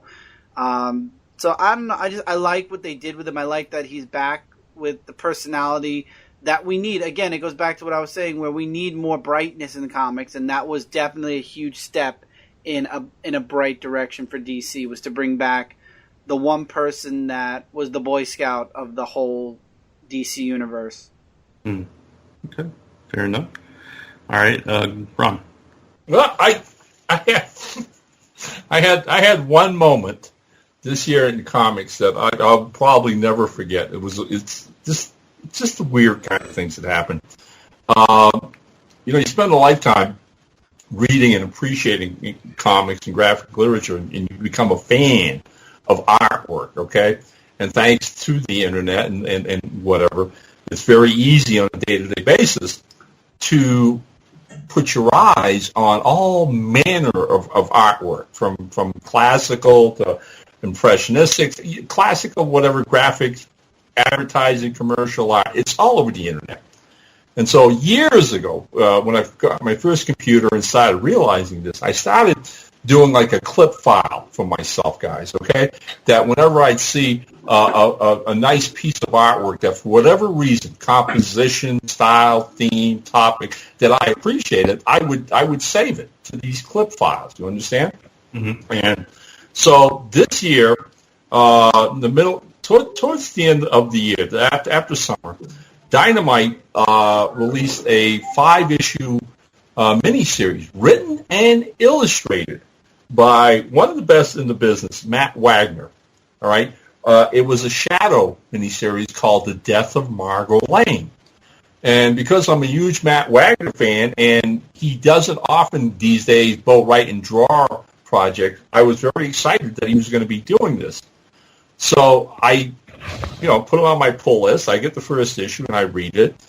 And in that first issue, the Shadow, Lamont Cranston, and Margot Lane have to go off to Shanghai, the Orient. And that's where they show up in issue 2. So I get issue 2. And I'm reading the comic, guys, and I turn one of the pages, and there's this huge splash panel at the top of one of the pages. It took up like 80% of the page.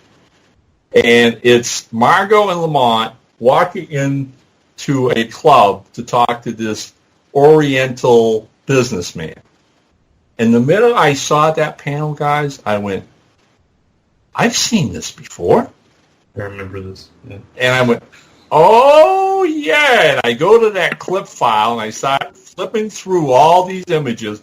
And sure enough, it's an illustration that appeared in a magazine like back in the 1930s. All right? And Wagner swiped it. He swiped it completely. All right?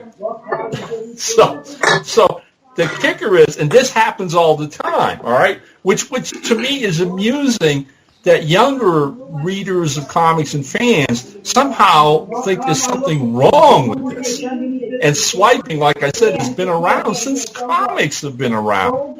All right? It's not unusual for artists to find pieces done years ago that they like and eventually would say, you know what, I can incorporate this in this particular story, which is what Wagner did. So I literally took the clipping from the original piece of art that appeared in the 1930s in some pulp magazine and put it on Facebook next to the panel. Boy, did I get grief. Oh, my God, all right? It's like, shame on you, blah, blah, blah. People ripping me a new one, all right, that I would accuse the great Matt Wagner of swiping. And ultimately, the word got back to Matt, and Matt went, so what's the problem? You know, so Ron caught it, you know, like nobody else in the world, but yours truly caught it because of this fascination and love I have for art. And you know what? He did a great job of swiping it. He really did. And in the story contents, I understood why it was the perfect image for that page. It worked brilliantly. So later, just, you know, to add the end of this little story to me, this is the first time that, you know, something like that's ever happened to me. By the end of the series, I absolutely loved it, and I let Matt know that on Facebook, and he was very appreciative. It's easily one of the best shadow comic stories ever done. I recommend it highly to people. There you go. Nice. Yeah, that should be a whole other topic we should talk about, swiping and what's acceptable and what's not, because there is a fine line and a difference though. All right, so for me, there are a couple things I want to mention. First of all, Wally West, the original Wally West returning in DC Rebirth was pretty exciting for me because that was my Flash. That was the Flash that I grew up reading, and to see him finally come back after being gone for so long was pretty cool. But beyond that, my favorite moment is the kind of the revitalizing of more independent comics and stuff like Faith from Valiant. And there's a couple of titles from Valiant and a couple of Image titles that I'm really enjoying right now. Stuff like that has really just kind of jumped up to the forefront for me. And I often find, you know, I obviously do this weekly live video show where we do our top 5 picks with Chris and the Comic Frontline group. And I find indie titles creeping up to my top 5 all the time. And oh, yeah, absolutely. Yeah. And I think that's awesome. I think that resurgence is probably one of the things one of my favorite things about this year. So I think it's great because, you know, it's great that, you know, there's indies popping into our top 5s, you know, because when it's just the big two, you know, there are so many companies that are trying to make their mark or trying to get a foot in the door, and DC and Marvel being the two biggest and most, you know, everybody go to, you know, it's a go-to, company. It's good that at least you got like books from IDW, Dynamite, Valiant coming back in and of itself was amazing, but you know, Valiant stepping up to the plate, Zenoscope stepping up. It's great. I think that they're making impacts finally. Mm-hmm. I agree. I think that's something we can probably all agree on. Yeah, definitely. Yeah. Yes. Segue. All right, so we've talked about this year. Let's talk about next year, and we'll just go backwards. I'll start, and we'll go to Ron and Chris, and ended up with Gordon. What do we hope for in the new year in the world of comics or beyond? And for me, it's kind of both. It's in the world of comics and beyond. Is that my company, Last Timber Press, just continues to grow, and I'm really excited about a lot of things we have coming up. We have Gordon's miniseries coming up. I'm very excited for Gordon's miniseries. The I am more too. I hear about it, the more I really want to get my hands on an issue to read. Yeah, Gordon better send me a signed copy so I can put it on my wall in my background. You know what, Chris, I'll make you a deal. Once it's published, I'll reach out to you via Facebook. I will send you and Ron actual physical copies of the book. Hot dog. All right. And I got to tell you, Gordon, there's so many times that Lisa and I talk about your book, and we're like, we got to get this out. We're really excited about it, and we can't wait till we can release that. Yeah, they're ignoring my book. They're making sure. No. Book is... They're like, Chris has a book? No, we got Crimson Bat. Yeah, and Brant, for those listening who think like we're all maybe a little bit too insider baseball, could you describe what the book is about without spoiling? Well, why don't you do that? You know it better than I do at this point. Okay, well, basically the book, it takes place in 1930s Hollywood. It's about a washed up actor, right, who is a little alcoholic, who decides to, with his best friend, decides to engage, decides to get a role that he was rejected for. His friend is mysteriously killed. Hijinks ensue. Mm-hmm. There you go. There we go. So yeah, definitely a 1930s Hollywood murder mystery with a twist. Good. Yeah, it's a really fun concept, and we can't be more thrilled with what you've done with it, Gordon. So really excited about that. Excited about Celestial Falcon, Chris. Oh come on! I can't make a joke without you taking it like I'm being personal. I just whatever. Anyway. I'm excited for what's in store for us because, we launched in 2015. 2016 was kind of a little bit slower, and now 2017 we've decided to cut back on conventions and focus more on the creation aspect of it and the publishing aspect. And I'm just really excited for the potential that we have for Last Emperor Press. So there you go, Ron. Well, okay. I was going to basically, what we finished with the last topic about hopefully seeing a lot more independence out there in 2017, because I still believe that the health and the strength of comics in America and the world today depends on the independence. So hopefully we're going to see a lot more independence as the years go along, because that's where the quality stuff is. You guys are all doing excellent stuff. I'm kind of hoping that I can get a new issue of Mr. Jigsaw out at the start of the year. I'm halfway done. I've got one 17-page story finished for it that Gary Cotto's illustrating. And then ultimately, I've got another 7-page script I've got to get done, so we'll get that out. And that'll be issue number 15, I believe. Still keep my fingers crossed, guys, that maybe someday some animation studio will chip across Mr. Jigsaw and see some potential in turning that into animation. That would be a dream come true for me. Other comic-wise projects that I might be involved with, Brant, as you know, I've been doing the Black Bat stuff for Moonstone, and I had another series featuring a Black Bat called Danger Coast to Coast. Well, the last time that Joe and I talked a little bit, individual issues aren't selling at all, and it's really an industry-wide ailment. But Joe wants to get them done, so he's giving a lot of thought to collecting the Guns of the Black Bat 3-issue miniseries, which was all published and released, and the 4 issues of Danger Coast to Coast, and combining them all into one big fat collection that could possibly come out by the end of the year. So I'm keeping fingers crossed with that. And finally, the last thing I'd like to do comic-wise is if the movie for Brother Bones gets into principal photography next summer and the production continues, all fingers crossed, I have written a graphic novel adaptation of the shooting script. Awesome. And I'm working with an Argentinian artist on doing a graphic novel of the movie. So that's what my hopes are for 2017 comic-wise. Very cool. All right, Chris. I'd love to say I'd hope the industry gets a bit brighter next year, but we all know that they've already got next year planned out and they're working on 2018, so that's probably not going to happen. And I hate to stick to just personal stuff, but really next year, like you, except I haven't gone to conventions, but with myself, I personally want to work on a drive for 529 Studios, which is a part of Last Emperor Press. I'm really looking forward to the whole first story arc for Celestial Falcon to come out. I'm looking to build on the 529 website next year, so I'm really looking forward to all the possibilities that can be done in my part of Last Emperor Press. I'm looking forward to what Gordon has coming out. I'm looking forward to Brent going on Kickstarter and getting Wannabes out, because if he doesn't, I'm going to kill him. And kick him! Kick him! Kickstarter, kick him! Yeah, please, somebody. I'm actually gonna open a Kickstarter to get Brent to get on Kickstarter. It's going to be a Kickstarter for Kickstarter, and everybody you only have to donate $1 because I'm going to make the goal like $100, and it's going to be $100 to kickstart Brent his Kickstarter to get that book started.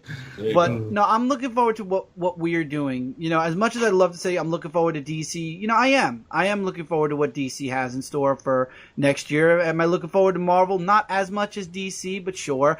And like what Ron said, I'm looking forward to all the new independent stuff that will be coming out that I don't even know about yet, that I'll see in previews in issue number 1. And I'll say, I'm going to try that out. I'm looking forward to independence growing, Marvel continuing forward and hopefully getting better, DC continuing forward and continuing the good stride and not getting boring, but most of all, Last Emperor Press moving forward, and 529 especially kickstarting the website and everything, and moving forward on both those and, you know, my own project and getting that out there, and hopefully people will pick it up and they'll like the story and want to come back, you know, when Arc 2 is done, which Brent and I will have Arc 2 done, I promise, before Arc 1 is even done in print. Me and Brent have a couple of really cool ideas already. I mean, Brent's already added so many really awesome things to something I wrote when I was 15, and has really brought a lot of really awesome stuff to the forefront.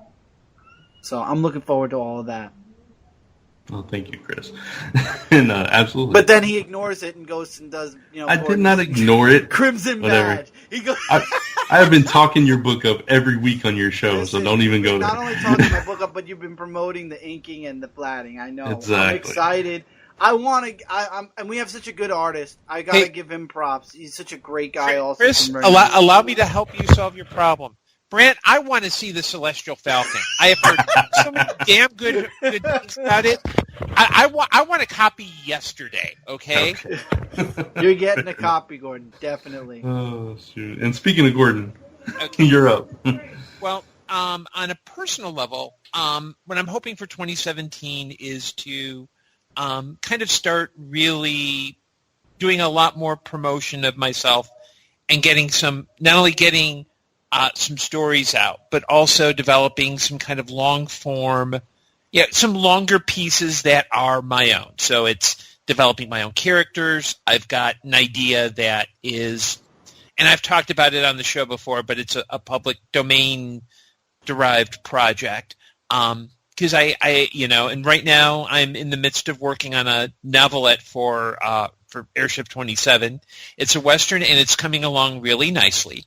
But, so I'm kind of looking to kind of build on that reputation, and I'm also looking forward to Celestial Falcon and Crimson Badge coming out. But in terms of kind of the industry, and this is something that Brant alluded to earlier, is that in the past couple of months there have been a couple of articles about conventions.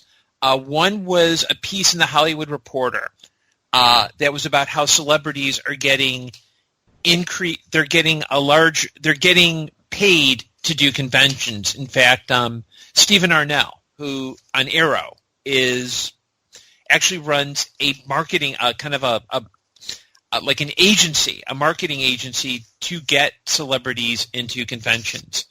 And the kicker was that, and there's a quote where it talks about how celebrities can go home with, quote, garbage bags full of $20 bills. Mm-hmm.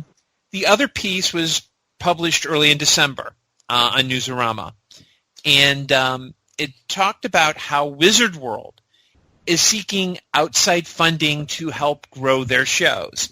And I'm not making this up, and I may be misquoting. They want to, according to Wizard World, they want to move beyond being just, quote, beyond being, quote, just another mom and pop show.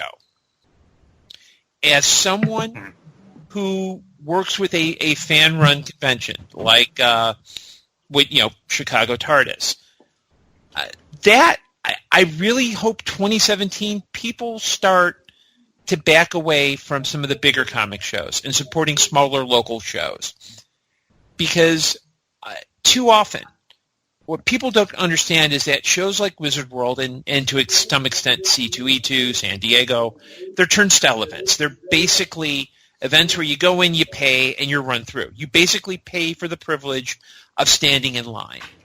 Mm-hmm. Smaller shows, for one thing, smaller shows are usually about the actual comics. They're about the writers, the artists, everything else.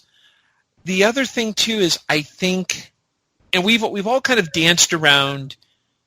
I think we've all danced around the issue in today's episode. I think right now entertainment is moving towards the if you write it, people will buy it, and we're seeing some of that. Somebody will actually watch a show in which Archie and the gang deal with murder. Someone will actually, and if I find out any of you do this, I will whomp you. Someone will actually buy that Suicide Squad versus Banana Splits annual and destroy it. No, I won't do it. Even to destroy No. it and flush it down the toilet bowl, no. Chris, I know you wouldn't, but there's some fool out there who would. And I think I get so much blowback when people, when you try to plan events and shows and people are like, oh, it's that weekend, or why can't you do it near me? All of us, when we create something, we take a risk. Chris is risking with Celestial Falcon that you'll ignore it. And you shouldn't ignore Celestial Falcon. When it comes out, buy a copy. Buy 2 copies. And what the expectation is people who buy it share in that risk. And unfortunately, what we're seeing from a lot of major studios and major comic shows is they want to reduce that risk. And the problem is you don't get much creativity out of it. So I'm on board with the more independence, but I hope what happens in 2017 is that we break out of this kind of drooling fanboy, oh, I like what I like, why shouldn't I like it, blah, blah, blah, and take more risks, because there's where you're going to get the most enjoyment. It would please me for, I'm pleased that, Brother Bones is being made into a movie. I mean, we're at a point where anyone can make a movie, but they could have gone with some kind of obscure public domain. No, they went with Brother Bones because they said, yeah, there's something here that can appeal to the audience. We are willing to take the risk. And I'm really hoping that in 2017 that the audience starts going, you know what, maybe we shouldn't read crappy DC comics. Maybe I can take that $3-4 and buy something worthwhile. I hope that shows like Wizard World's never ever going to go out of business. But I think when they put themselves on the same level as a local show, that's arrogance. Mm-hmm. They deserve.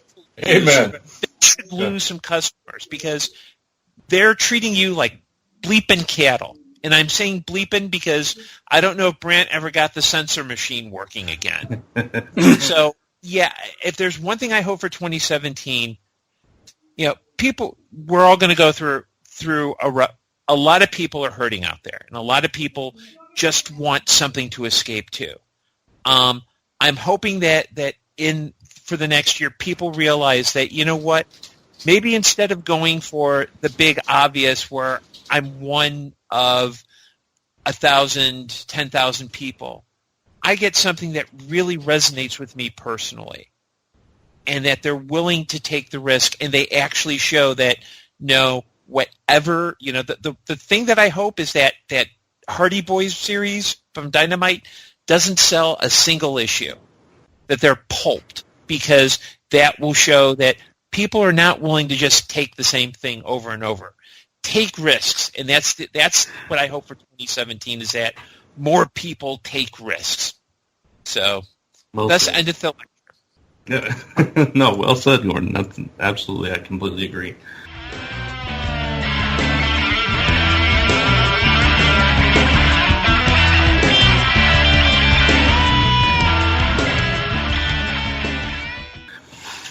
All right. So that pretty much wraps up our show, though. So this is the part where we talk about what's coming up, coming out, and going on. And Gordon, we're on you, so we'll just stick with you. Okay. Well, let's see. Like I said, I'm working on a novelette for Ship 27.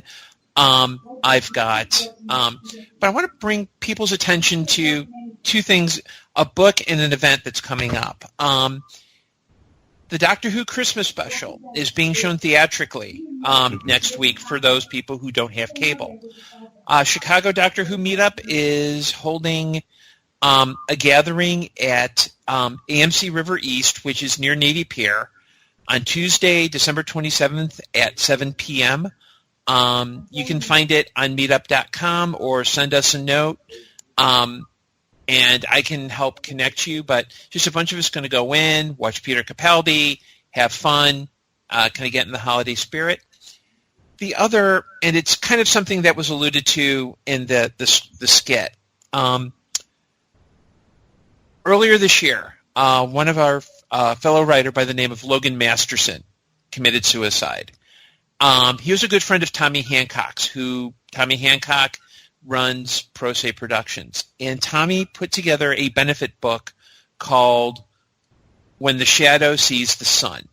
And it's a collection of essays, both from mental health professionals about creatives and depression, but also from writers who have dealt with depression and who are dealing with depression. I have a piece in this book, and it's one of the most personal pieces I've ever written, but that's not why I want people to buy the book. It's a benefit that the money will go to several charities dealing with mental health issues. The book is available for Kindle and in soft cover via Amazon, and in all other formats via Smashwords. And I think the ebook is about $3. So if you know someone who's hurting, buy a copy of the book for them. And again, it's called When the Shadow Sees the Sun from Pro Se Productions. A lot of people, the holidays are going to be a tough time. This book might save somebody's life. So I urge all of you, if you can, please buy it. If you can buy it for somebody else and give it to them as a gift, all the better. That's an awesome cause, Gordon. Definitely. That sounds like a really powerful book. Mm-hmm. Awesome. All right, Ron. Okay. Real quick, go through this. For whatever reason, the year was kind of slow for issue 27 until all of a sudden the last quarter. And all our various projects started coming together like the dam bursting open. Rob Davis, my art director, and I, we have pumped out one new title every week for the last 9 weeks. It's ending up with a banner year of over 24 titles from issue 27. The latest just came out today. It's Quartermain, The New Adventures. Features a novella by Thomas Kent Miller and short stories by Alan Porter and Eric Franklin, featuring the famous Alan Quartermain from the H. Rider Haggard novels. So that's available from Amazon in both softcover and on Kindle. And amongst those 9 new titles that we've released in the last 9 weeks was my own, Captain Hazard, Custer's Ghost. This is the 5th Captain Hazard novel that I have written. 3 years in the making. A lot of people were starting to think it would never get finished, but I vowed at the end of the year to wrap it up. I had a lot of fun reading it. I hope my fans will check it out and enjoy it. And finally, the last thing I've mentioned Brother Bones a couple times here. Gordon, thanks for your gracious comments. If anybody would like to see some of the behind the scenes of what's going on with these producers, go to Facebook page and check out Franklin and Husser Entertainment LLC. They've got a video up there on some of the special effects they've been working on Brother Bones. It's really a lot of cool stuff. So there you go. Awesome. Very cool. All right, Chris? Honestly, the end of the year, I'm really just gearing up for 2017. So right now, I'm working on an idea that might pop up before the end of the year podcast-wise, which I think, Brent, you know about. That's on my channel. So if everybody keeps an eye on Dark Avenger C86, something might pop up in the next... This is Friday, so I'd say within the next week-ish. If not something in 2017, constant work always on the book. Video-wise, I'm literally letting things coast for the rest of the year. So I think I'll have more to talk about really in 2017 when we start the year off. But I definitely want to thank Gordon. It was a really great skit that Gordon wrote, since I have the opportunity here. I definitely agree it's very important. Around this time of the year, things are hard. Brant and I know somebody who was having a really rough time a couple of weeks ago. So if he still had internet, I would definitely recommend this book to him. But from what we know, he is getting the help he needs now, thank God. But no, it's a really depressing time, and hopefully everybody finds somebody to be with. And if you don't, just listen to the skit over and over. I think, Gordon, you did a really great job with the skit, and I really appreciate being the main character of the skit. Thank you. And that's really... Huh? No, go ahead. No. I was going to say that's really all I have for the end of this time. Okay. I was just agreeing about the skit. That's all. Oh, okay. All right, so for me, not a whole lot to talk about either. Obviously, Last Number Press and our Patreon page, which we've got 7 patrons now, which is awesome. One of them just came out of nowhere that we weren't expecting, so that was cool. We're really hoping to make some cool webcomics through that support, and either way, 2017 is going to see some cool stuff from us. Let's see. I'll probably have a review or two up in the next week on Comic Frontline. Is there anything else for me personally? I don't think there's anything else for me personally that I can talk about right now.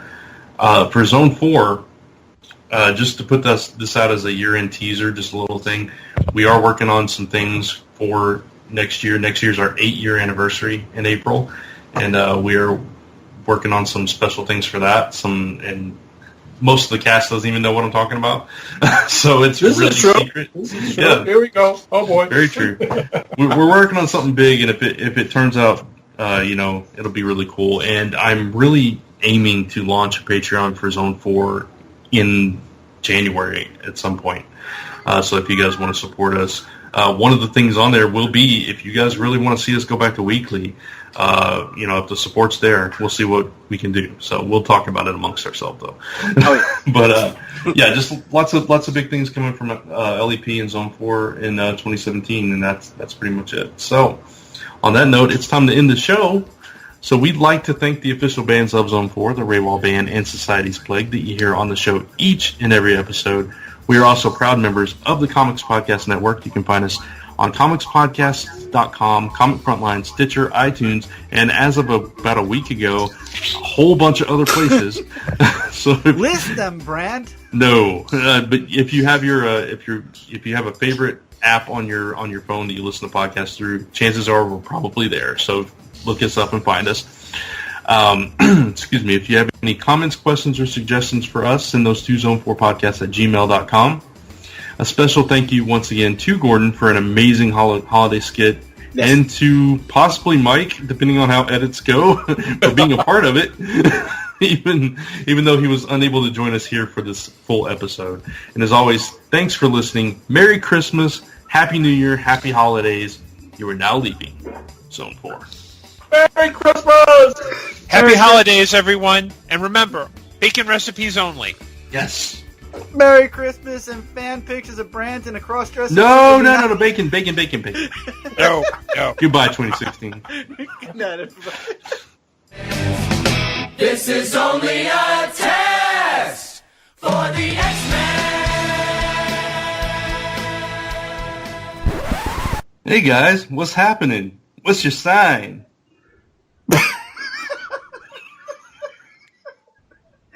I'm sorry. You could cut that out. You could cut that part out. I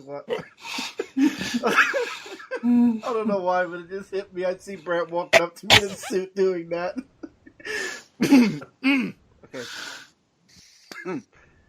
Compose yourself, Chris. I'm composed. I'm just thinking about it. The turkey. We got to find some 70s Shaft music, you know. You know, we need to put that in. Yes. Speaking of not being able to speak in fluid sentences, let's try that again. You've obviously never seen their adaptations of the Green Hornet or Batman. Ron, how much have you had to drink and smoke today? Because there is no way. Because I want some if you are, Ron. Don't step on his lines. Oh, sorry, I didn't read the. I saw I want some. I jumped back into that. Sorry. This has been a Gonzo Goose production.